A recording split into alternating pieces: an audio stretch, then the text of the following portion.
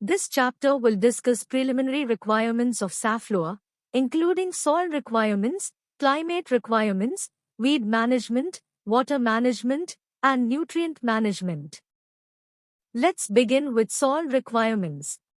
Cultivation in India is best suited to well-drained loamy soils. While the crop is adaptable to a variety of soil types, a pH range of 6.0 to 7.5 is optimal. Good soil tilth is essential for proper root development, ensuring the plant's overall health and productivity. Next comes climate requirements. This hardy crop thrives in arid and semi-arid regions, making it particularly well-suited for cultivation in India. Safflower can withstand high temperatures and is resilient in hot climates. However, it requires a dry climate during flowering and seed development stages to minimize the risk of fungal diseases. Moving on to weed management, early weed control is critical in safflower cultivation, especially during the initial stages when the crop is susceptible to competition. Mechanical methods like plowing and hoeing and implementing mulching techniques are effective strategies for weed management throughout the safflower growth cycle. Coming on to water management, safflower is a drought-tolerant crop, yet it requires adequate moisture during germination and flowering. Limited irrigation is generally sufficient, with caution to avoid overwatering, particularly in later growth stages to prevent diseases. Implementing drip or furrow irrigation methods can contribute to efficient water management. Finally, let's learn about the significance of nutrient management. Safflower, Carthamus tinctorius, is an important all-seed crop grown in various parts of India.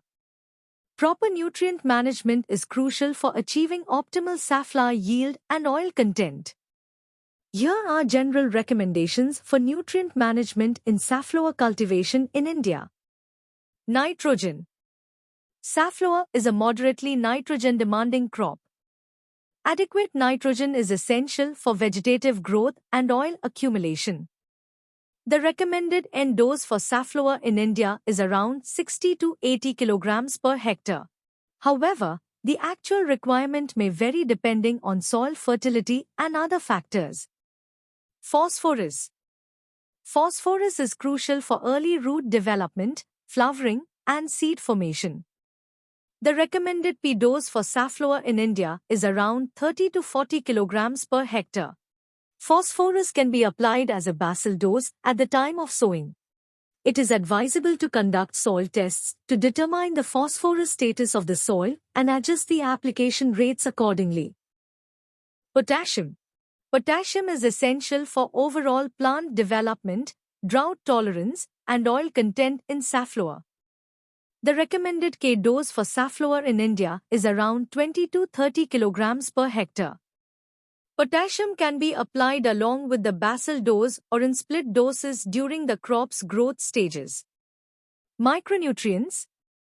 In addition to NPK, safflower may also benefit from micronutrient application, including zinc and boron.